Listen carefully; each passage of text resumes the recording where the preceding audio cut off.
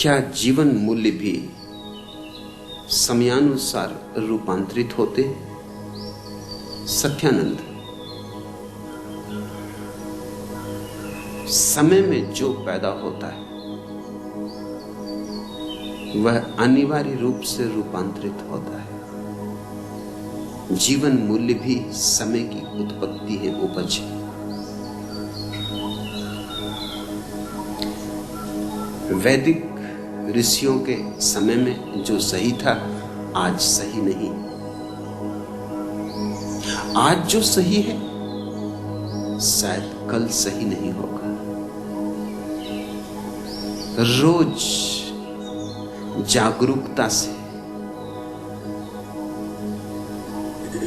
देखते रहना जरूरी है कि समय की धारा जब बदले तो हम भी बदले, लेकिन हम कल में जीते और अस्तित्व सदा आज है। हम होते हैं कल में, बीते कल में, और अस्तित्व है आज। हमारा तालमेल टूट जाता है, इससे महादुख पैदा होता है, इससे नरक निर्मित हो जाता है, क्योंकि हम हमेशा चूकते चले जाते हैं।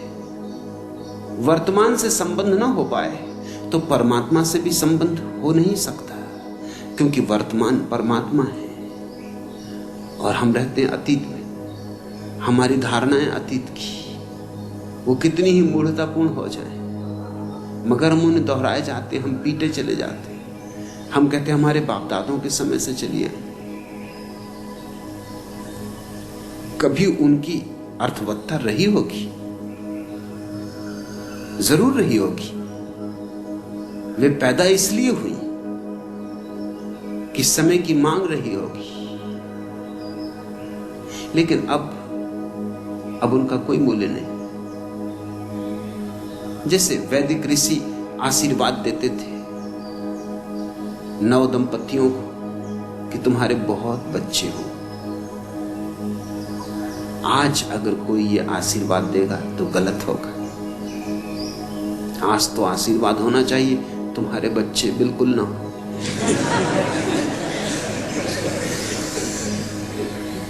आज बहुत बच्चे हों ये आशीर्वाद नहीं है, ये तो अभिशाप हो जाएगा। समय बदल गया, स्थिति बदल गई। वैदिक ऋषियों के समय में पृथ्वी ज्यादा थी, लोग कम थे। आज पृथ्वी कम है और लोग ज्यादा हैं। लोगों से दबी जा रही है पृथ्वी, मिटी जा रही है पृथ्वी। तो वही जीवन मूल्य नहीं रह सकते। मुझसे लोग पूछते हैं कि संतति नियमन का उपयोग करना, तो जो आत्माएं रुक जाएंगी, पैदा ना हो पाएंगी, उनका क्या होगा?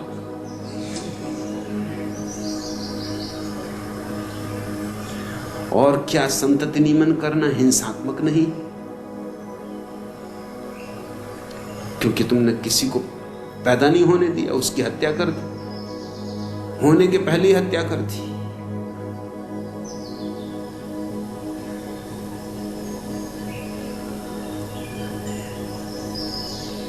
जो आत्मा पैदा नहीं हुई वो कोई और द्वार दरवाजा खटखटाएगी, कोई तुम्हारी द्वार दरवाजा है।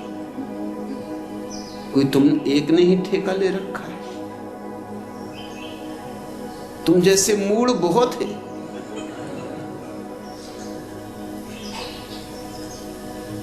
और कोई ये एक ही पृथ्वी है।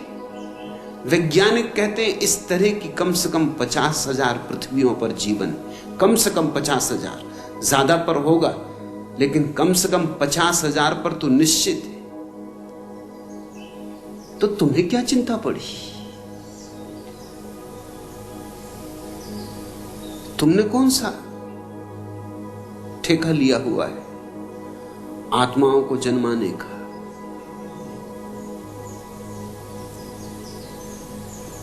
जो चलाता है इस विश्व को, चलाएगा उनको भी। उसकी जिम्मेवारी, उसकी समस्या वो समझे। तुम क्या परमात्मा की समस्याएं हल करने बैठे हो? तुम अपनी सुलझा लो, उतनी बहुत।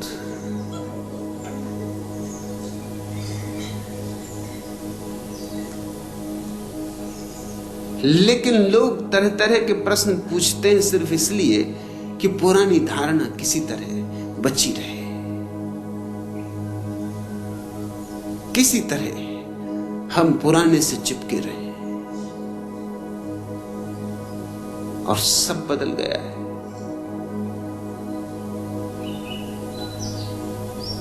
मुल्ला नसरुद्दीन कल मुझसे कह रहा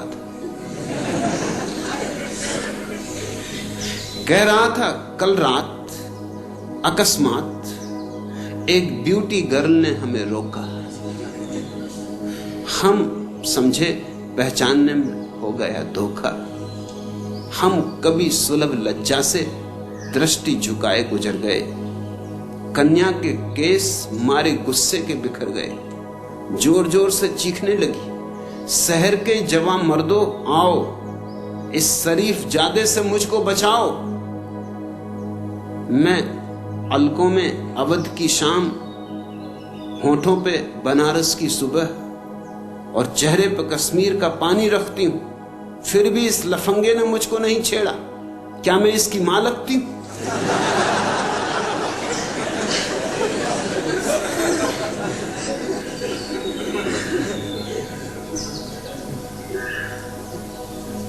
जीवन रोज बदला जाता है। पुराने मूल्य बह जाते पानी, नए मूल्य आ जाते।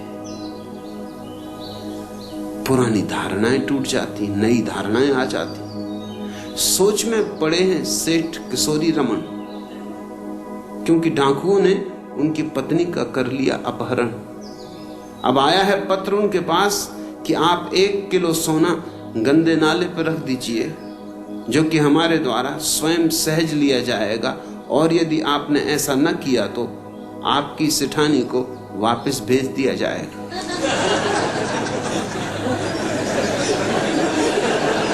वो दिन गए जबकि डाकू कहते थे कि अगर रुपया ना भेजा तो हम पत्नी को छोड़ेंगे नहीं। वो दिन गए। अब तो वो कहते हैं पत्नी को घर वापस भेज देंगे सकुशल। तुम पूछते हो सत्यानंद, क्या जीवन मूल्य भी समयानुसार रूपांतरित होते हैं? निश्चित ही सभी चीजें बदलती हैं, बदलनी ही चाहिए। बदलना ही जीवन का क्रम है और बदलना शुभ भी है। बदलती है इसलिए तो जीवन नया रहता है, ताजा रहता है, प्रफुल्लित रहता है। इस देश में नहीं बदलती, यही हमारी अड़चन है। इस देश में सब सड़ गया है, सब गंदा हो गया है। इस देश में आज तो है ही नहीं, बस कल ही कल। रामराज्य हो चुका, स्वर्ण युग हो चुका, सतयुग हो चुका, सब हो चुका। अब हम यहां क्या कर रहे हैं? कोई ये पूछते नहीं कि अब तुम क्या कर रहे हो। जब सब हो ही चुका तब तुम भी हो चुको। अब तुम क्यों नाहक कष्ट उठा रहे हो? अब कुछ होने को तो बचा नहीं। अब तो कलयुग ही कलयुग है, दुर्दिन ही दुर्दिन। अब तो दुख ही दुख है। अब सार क्या है जीने में? 2 हिप्पी कैलिफोर्निया के एक रास्ते से गुजर रहे थे। महा हिप्पी मील भर तक चलते रहे चुपचाप, अपनी अपनी धुन में मस्त। आखिर एक ने दूसरे से कहा कि अब बर्दाश्त के बाहर, क्या तूने अपने पतलून में पाखाना किया है?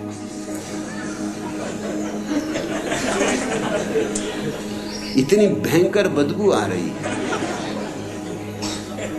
और मील भर से मैं देख रहा हूं कि अगर ये बदबू कहीं और से आ रही होती तो छूट गई होती पीछे, मगर ये साथ ही चल रही। दूसरे ने कहा कि नहीं नहीं, बिल्कुल नहीं। मगर पहला भी ऐसा मानने वाला, उससे उतार पतलून।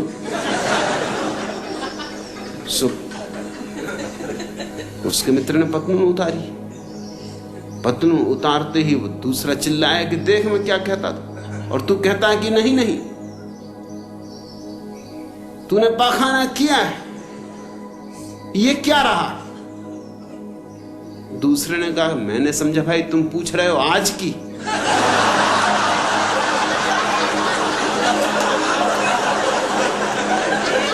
आज नहीं किया।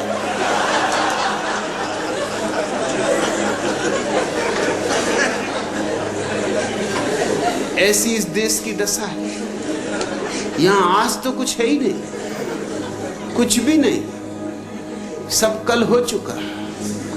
बस उसको ढोते रहो, मुर्दा लाशों को। सड़ गई है, बांस उठ रही, मगर बड़ी प्यारी, अपनों की, और सदियों से पूजी गई, सम्मान सत्कार होता रहा है। सो सजाए रहो, संवारे रहो। बाप दादे भी यही करते रहे, तुम भी यही करते रहो। हम कुछ भी बदलना नहीं चाहते। महावीर ने कहा था अपने मुनियों को कि नंगे पैर चलना। कहने का कारण था क्योंकि उस समय जूते बनते थे, वो सिर्फ चमड़े के बनते थे, और चमड़ा तो हिंसा होगी, पशु मारे जाएंगे। तो ठीक था, अपने जूतों के लिए पशुओं को क्या मारना। फिर दूसरे कोई कोलतार के और सीमेंट के रास्ते तो थे नहीं, खुली मिट्टी थी, मिट्टी के ही रास्ते थे। मिट्टी पे चलने में कोई अस्वास्थ्य नहीं, मिट्टी पे चलने में तो स्वास्थ्य है। हम भी तो मिट्टी के बने हैं। मिट्टी मिट्टी से मिलती तो जीवन पाती।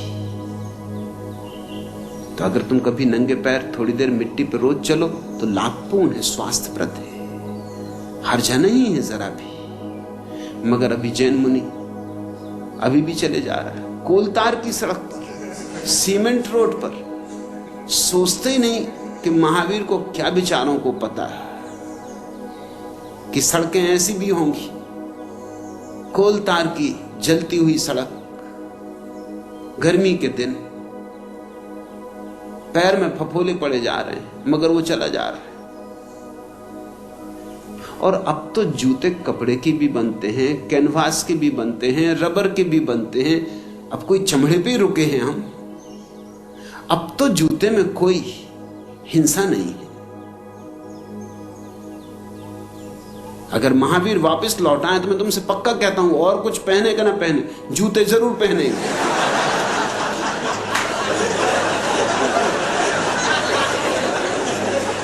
एक दिन एक आदमी ने और उसकी पत्नी ने मुल्ला नसरुद्दीन के द्वार पर दस्तक दी। दरवाजा खोला, नसरुद्दीन ने झांक के देखा, पति पत्नी खड़े।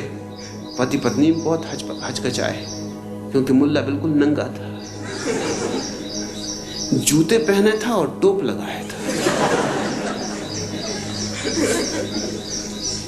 टाई भी बांध रखी थी। अब एकदम से जा भी नहीं सकते थे, अब आ ही गए। और मुल्ला भी नहीं कह सकता कि जाओ, पुराने परिचित थे, कहा आइए आइए विराजी, बड़े सौभाग्य। पति आगे घुसा, पत्नी छिपी छिपी पीछे। पति तो इधर उधर देखने लगा, क्या कहे क्या ना कहे। कुछ सोच के भी आया था जिस काम से, वो भी एकदम भूल गया। नंगा आदमी, और बिल्कुल नंगा होता तो भी ठीक था कि टोपी लगाए, जूते भी पहने और टाई भी बांधे, और बाकी सब चीजें नदारत, असली चीजें नदारत। मगर पत्नी से न रहा गया। पत्नी ने कहा कि मुल्ला जी, क्या मैं पूछ सकती हूं कि आप नंगे क्यों बैठे? मुल्ला ने कहा कि भाई, इस समय मुझे मिलने कोई आता ही नहीं, ये मेरे फुर्सत का समय, विश्राम का समय। सो घर में कोई है ही नहीं, तो अकेला अपने मस्त नग्न बैठता हूं, आराम करता हूं। अब दिन भर कसे कसे बेल्ट बांधे हुए हैं, पैंट बांधे हुए हैं, जैकेट पहने हुए हैं, कोट चढ़ाए हुए हैं, जान निकल जाती। तो जरा आराम कर रहा था तो उसने कहा ये भी समझ में आ गया, तो फिर ये जूते और ये टाई और ये हैट ये क्यों पहने हुए हो? तो मुल्ला ने कहा कि ये इसलिए कि शायद भूले भट के कोई आ ही जाए। अब तुम ही आ गए। ऐसा कभी कभी कोई भूले भटके आ जाए। मैं तुमसे पक्का कहता हूं महावीर अगर दोबारा हो तो जूते जरूर पहनेंगे। टाई और हैट की तो मैं नहीं कह सकता, वैसे अच्छा रहेगा। चटाई का हैट धूप धाप में बचाव भी करेगा और चटाई में कोई हिंसा भी नहीं। जापानी ढंग का चटाई का हैट सुंदर रहेगा।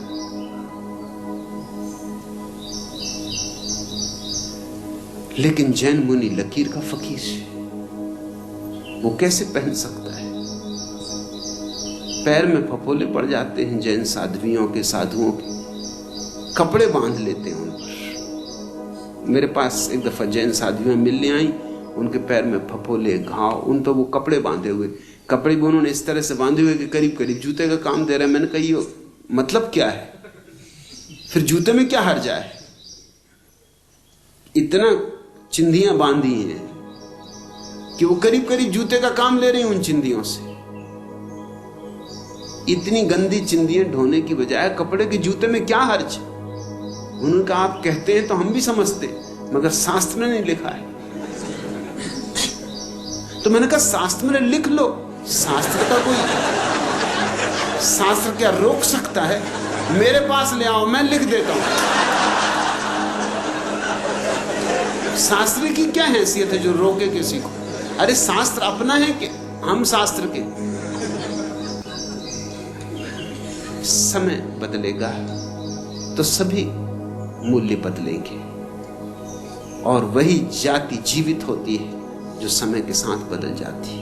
वही व्यक्ति जीवित होते हैं जो समय के साथ बदल जाते हैं। यह देश मुर्दा है, कब्रिस्तान है, एक मरघट है, बड़ा मरघट, जिस पर महात्मा धूनी रमाए बैठे। बस धूनी रमाने का काम और कुछ काम बचा नहीं है, सब काम पहले हो चुका। अब तो निष्काम भाव से मरघट में बैठो, धूनी रमाओ, राम राम जपो। कुछ बचा नहीं जैसे हमारे हाथ में करने को। सारी पृथ्वी कितने महत् कार्यों में संलग्न है। शायद इतने महत् कार्य कभी नहीं हुए थे जितने महत् कार्य आज हो रहे हैं, क्योंकि इतना विज्ञान न था, इतनी टेक्नोलॉजी न थी, इतने हमारे हाथ में साधन न थे, इतनी समझ न थी। आज सब साधन है, सब समझ है। आज हम इस पृथ्वी को स्वर्ग बना सकते हैं, मगर ये पुराने मूल्य और पुरानी धारणाएं हमें नरक से बांधे हुए हैं।